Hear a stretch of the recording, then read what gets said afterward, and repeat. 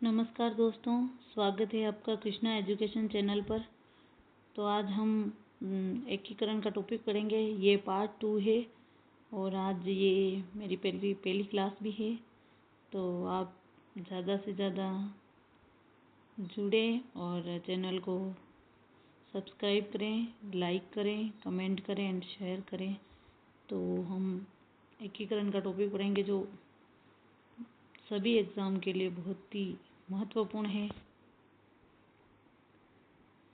तो चलिए हम एकीकरण का जो प्रथम चरण हुआ उसके बारे में पढ़ते हैं। तो एकीकरण के प्रथम चरण का नाम मत्स्य संघ था और इसको हम याद कर सकते हैं ABCD। ए से अलवर, बी से भरतपुर, सी से करौली और धौलपुर, डी से। और इसमें ठिकाना नीमराणा ठिकाना और इस राजधानी अलवर को बनाया गया और शोभाराम कुमावत इसके प्रधानमंत्री बने और उप प्रधानमंत्री युगल किशोर चतुर्वेदी, जो अपने राजस्थान के दूसरे जवाहरलाल नेहरू कहा जाता है इनको। दूसरा जवाहरलाल नेहरू और राजस्थान का जवाहरलाल नेहरू इनको कहा जाता है। और राज प्रमुख उदयभान सिंह जी बने धौलपुर से और उप राज्य प्रमुख गणेश देवपाल जी बने करौली से। और मत्स्य संघ का विरोध किसने किया था, ये प्रश्न वेरी वेरी इंपॉर्टेंट हो सकता है। तो मत्स्य संघ का विरोध भरतपुर के देशराज जाट ने किया था। ये एग्जाम में क्वेश्चन आया था कि देशराज जाट का संबंध किस से रहा है, तो भरतपुर से। तो चलिए हम नेक्स्ट पार्ट पढ़ते हैं।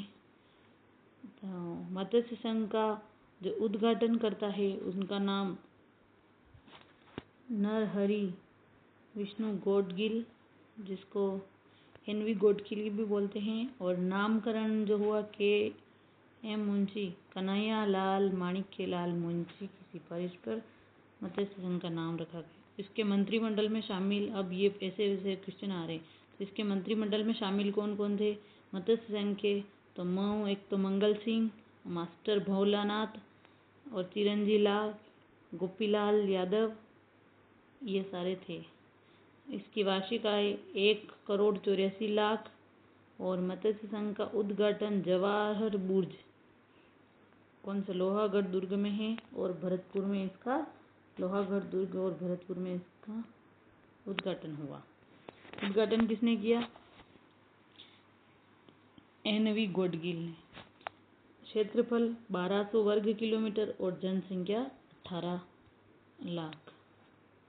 तो चलिए दूसरा चरण राजस्थान संघ, पूर्व राजस्थान। ट्रिक से भी याद कर सकते हैं कि MP से बस राजस्थान आई। तो इसका सेकंड जो चरण है वो 25 मार्च, कब से, इसका सेकंड चरण 25 मार्च 1948 और मत्स्य संघ का 18 मार्च 1948। और इसका जो चरण है द्वितीय चरण पूर्व राजस्थान संघ, इसका जो है वो 25 मार्च 1948। इसमें शामिल थे बांसवाड़ा, बूंदी, झालावाड़, डूंगरपुर, किशनगढ़, कोटा, प्रतापगढ़, शाहपुरा और टोंक।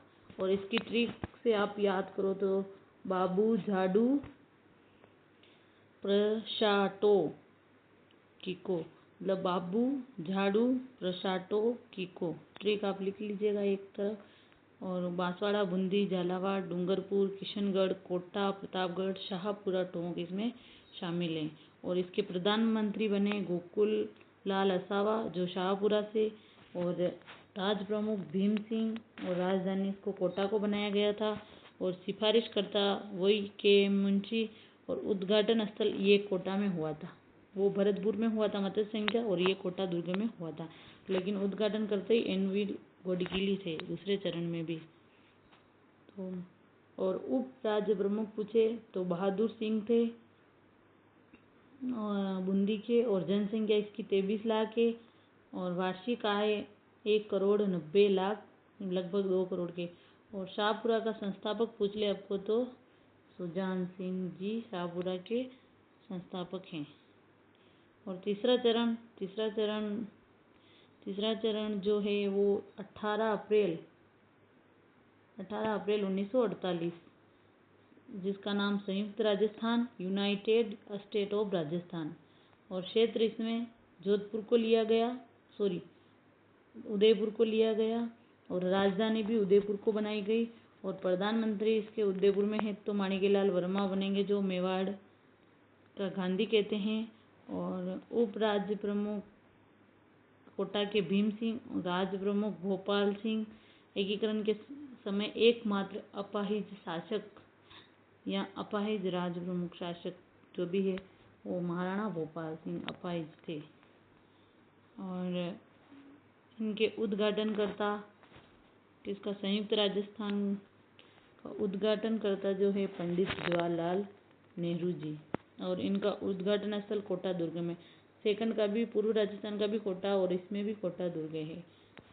और उस समय महाराणा भोपाल सिंह ने शर्त रखी थी कि उनकी शर्तें क्या थी, 20 लाख रुपए फ्री पर्स के रूप में मांग की, और राज्य प्रमुख के पद को वंशानुगत किया जाना चाहिए। राजस्थान की जो राजधानी है वो उदयपुर को बनाया जाए, और इसके मंत्रिमंडल में शामिल वेरी वेरी इम्पोर्टेंट, मंत्रिमंडल में शामिल कौन कौन थे, एक तो प्रेम नारायण माथुर, मोहनलाल सुखाड़िया और भूरेलाल बयां। ये इन तीनों का संबंध उदयपुर से था, और ब्रिज सुंदर शर्मा जो कि बूंदी से थे, गोकुला वसावा शाहपुरा, अबिन हरि कोटा, भोगीलाल पांड्या डूंगरपुर, बागड़ का गांधी कहते हैं इनको। और चौथा चरण ग्रेटर राजस्थान या वृहद राजस्थान, जो कि 30 मार्च 1949 को, कब, 30 मार्च 1949 को, और नामकरण जो हुआ राम मनोहर लोहिया द्वारा समाजवादी दल का गठन करके वृहद राजस्थान का नाम रखा गया, राम मनोहर लोहिया। ये भी प्रश्न पूछा गया था।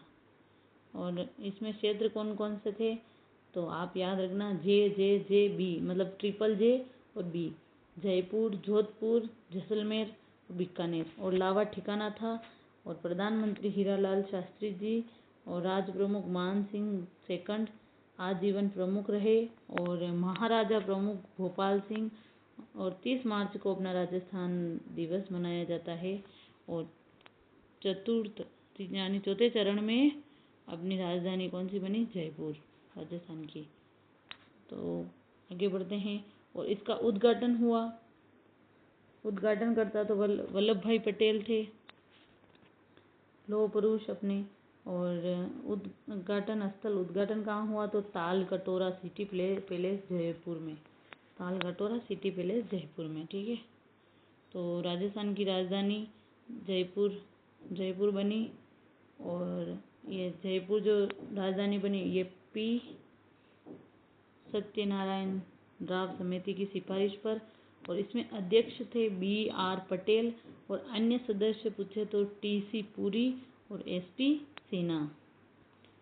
और जयपुर जो राजधानी बनाई गई थी वो किस आधार पर बनी थी, पेयजल आपूर्ति के आधार पर जयपुर को राजधानी बनाया गया था। तो उस टाइम में कुछ विभाग बांटे थे, तो अपना राजस्व विभाग अजमेर को था, वन विभाग कोटा में, खनन विभाग अपना उदयपुर में, कृषि विभाग भरतपुर में, शिक्षा विभाग बीकानेर में, और न्याय विभाग जोधपुर में। और अपने इस चौथे चरण में शामिल मंत्रिमंडल है सिद्धराज ढड्डा और वेदपाल त्यागी, रघुवर दयाल गोयल, फूलचंद बापना, नरसिंह कच्छावा, हनुमंत सिंह जी जोधपुर, और प्रेम नारायण और भूरेलाल बयां भी शामिल थे। तो ये चौथा चरण कंप्लीट। अपना पांचवा चरण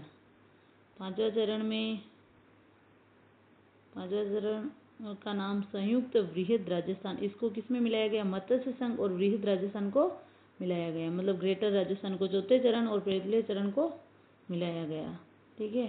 तो इसमें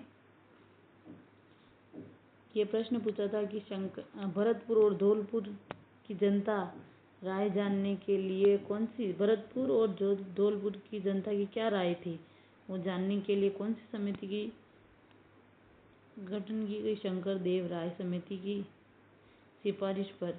तो प्रभुलाल दयाल और आर के सिद्धवा इसमें थे। शोभाराम कुमावत को हीरालाल शास्त्री मंत्रिमंडल में शामिल किया गया। अब छठा चरण में क्या है आप देखिए, ये राजस्थान संघ इसका नाम, और 26 जनवरी 1950, कौन सा 26 जनवरी 1950, 18+1 19 रियासतें थे। सिरोही क्षेत्र गोकुल भाई भट्ट के प्रयासों से सिरोही का विलय किस राजस्थान में हुआ, वो किनके प्रयासों से हुआ, गोकुल भाई भट्ट। गोकुल भाई भट्ट का संबंध हातलगांव सिरोही उपनाम राजस्थान के गांधी, और सिरोही आबू प्लस देलवाड़ा को छोड़कर सिरोही का विलय हुआ, देलवाड़ा को छोड़कर, ठीक है। तो आबू और देलवाड़ा और वह 89 गांव बॉम्बे राज्य में विलय हुए। और 26 जनवरी 1950 को राजस्थान को संवैधानिक दर्जा प्राप्त हुआ। हीरालाल शास्त्री प्रथम मनोनीत मुख्यमंत्री बने। राजस्थान के प्रथम मनोनीत मुख्यमंत्री पूछे तो कौन थे, हीरालाल जी शास्त्री। और सातवां चरण जो कि अपने राजस्थान वर्तमान स्वरूप में आया, सातवां चरण 1 नवंबर 1956 और राजस्थान स्थापना दिवस। और अजमेर मेरवाड़ा का क्षेत्र केंद्र शासित प्रदेश था जो आबू देलवाड़ा। मध्य प्रदेश के मंदसौर जिले के सुनेल टप्पा क्षेत्र का राजस्थान में विलय, और राजस्थान का झालावाड़ जिले का सिरोंज क्षेत्र मध्य प्रदेश में विलय। मुख्यमंत्री उस टाइम मोहनलाल सुखाड़िया, राज्यपाल सरदार गुरुमुख निहाल सिंह, प्रथम विधानसभा अध्यक्ष नरोत्तम लाल जोशी और प्रथम विधानसभा उपाध्यक्ष लाल सिंह शेखावत बनाए गए। सातवां चरण देखो, सातवां चरण 1 नवंबर 1956 राज्य पुनर्गठन आयोग की सिफारिश पर शामिल। इसके राज्य पुनर्गठन आयोग के अध्यक्ष है फजल अली। और आबू प्लस देलवाड़ा अजमेर मेरवाड़ा मुनि विजय सूरी समिति का गठन अध्यक्ष दशरथ शर्मा। 1 नवंबर 1956 को राजस्थान का 26वां जिला अजमेर बना।